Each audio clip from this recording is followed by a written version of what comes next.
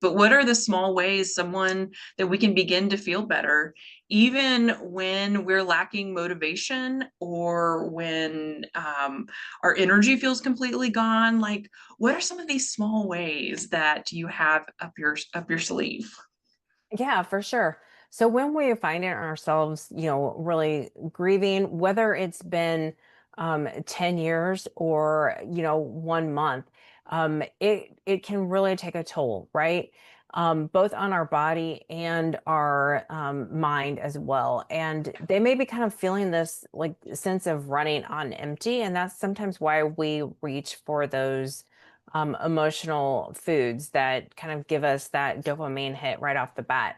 And while we need that food to fuel our body, sometimes the nourishment can come in other forms as well. And that's one thing that I always talk about. And that can be things that include things like movement and self care and sleep and reducing stress and all of these things that kind of we don't necessarily think about in terms of nourishing our body, but they can go a long way in order to help us move out of the state that we are currently in, whatever that may be.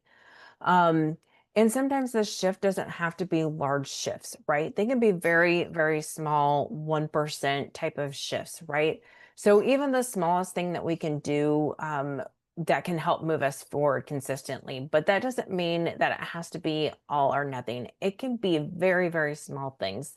I once had a client whose very first step to kind of get out of the spot that she was in emotionally was to simply put on her shoes. That is the level of smallness that I'm talking about.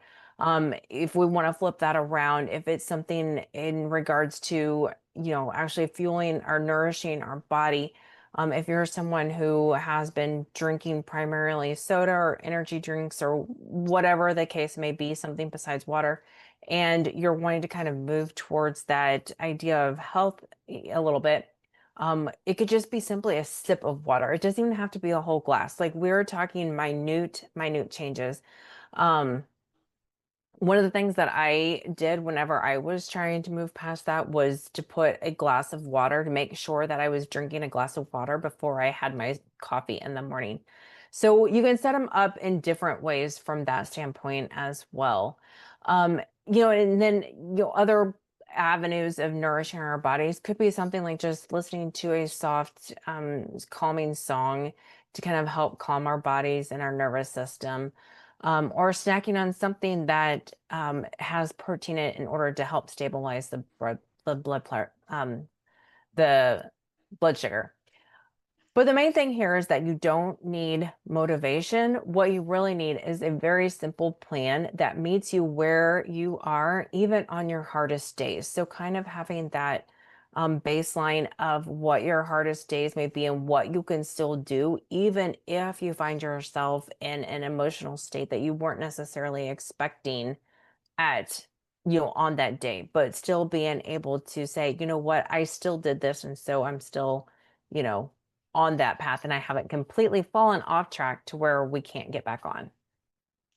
Love that idea of sort of these, I'm using a different word than you did, but sort of these micro habits. Like, okay, I'm going to have a big glass of water before my morning beverage. Like, that's just the thing I do now. Something as simple as that, that kind of makes it